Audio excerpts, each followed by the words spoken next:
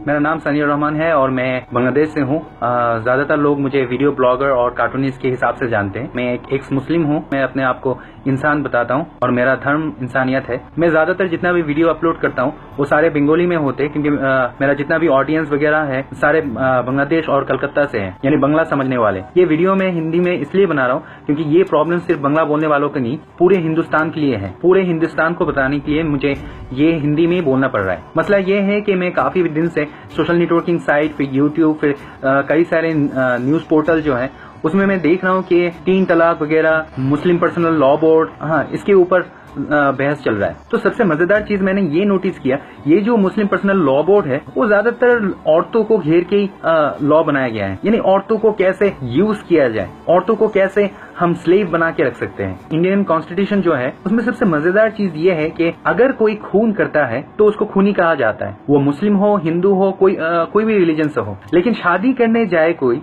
तो देखा जाता है कि उसको पूछा जाता है कि आप हिंदू हो या मुस्लिम हो। तो अगर कोई कहता है कि मैं हिंदू हूँ, बोलो ओके एक शादी कर लो, सारी जिंदगी भर इसी को झेल लो, यानी तुम एक ही शादी कर सकते हो।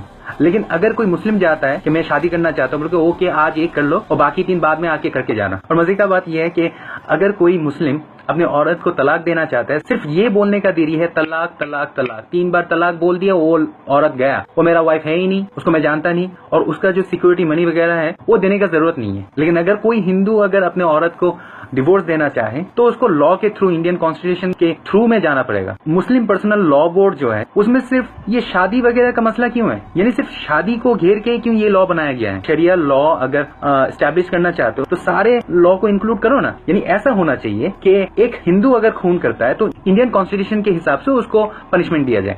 अगर मुस्लिम अगर खून करता है तो उसके वो इस्लामिक शरिया लॉ के हिसाब से उसका गला काटा जाए। अगर कोई चोरी करता है, अगर वो मुस्लिम है तो उसका हाथ काट दिया जाए। ये भी इंक्लूड होना चाहिए मुस्लिम पर्सनल लॉ बोर्ड में। अगर कोई मर्द या औरत पकड़ा जाता है कि वो इलीगल सेक्स कर रहा है किसी के साथ, तो इस्लामिक शरिया लॉ के हिसाब से उसको कमर तक मिट्टी में गाड़ा जाए, फिर उसको पत्थर मारा जाए। यही तो है इस्लामिक लॉ। अगर इंक्लूड करना है तो सारे इंक्लूड करो ना। वो सब क्यों इंक्लूड कर रहे हो जिसमें तुम एक औरत को दासी बना के रख सकते हो। मेरे नजरिए से अभी अगर ये मुस्लिम पर्सनल लॉ बोर्ड को अगर बंद ना किया जाए तो ये मुस्लिम लोग 4 शादियां करके अगले 20 सालों में इतना मुस्लिम बच्चे पैदा करेंगे। अभी तो इंडिया का पॉपुलेशन 100 करोड़ है, तब 200 करोड़ जाने में इतना टाइम नहीं लगेगा। उस 200 करोड़ आबादी में तब हिंदू लोगों को माइनॉरिटी बोला जाएगा, क्योंकि हिंदू लोग तो एक ही शादी कर रहे हैं, क्योंकि एक ही वाइफ से सिर्फ एक ही बच्चा अगर हर साल पैदा हो तो उसको 12 साल लगता है 12 बच्चे पैदा करने के लिए। लेकिन 4 शादियां करके एक मुस्लिम फैमिली में 12 बच्चा पैदा करने में सिर्फ 3 साल लगते हैं। तो 20 सालों में हिंदुओं को माइनॉरिटी बनाने में इतना टाइम नहीं लगेगा। तो मेरा सजेशन ये है, अगर शरिया लॉ अगर एस्टैब्लिश करना है तो सिर्फ औरतों को घेर के नहीं, औरतों को यूज करने के लिए नहीं, सारे शरिया लॉ मुस्लिम पर्सनल लॉ बोर्ड में शामिल करो। जैसे खून हुआ तो गला काटो, चोरी किया तो हाथ काटो, इलीगल सेक्स किया तो कमर तक उसको गाड़ के पत्थर मारो।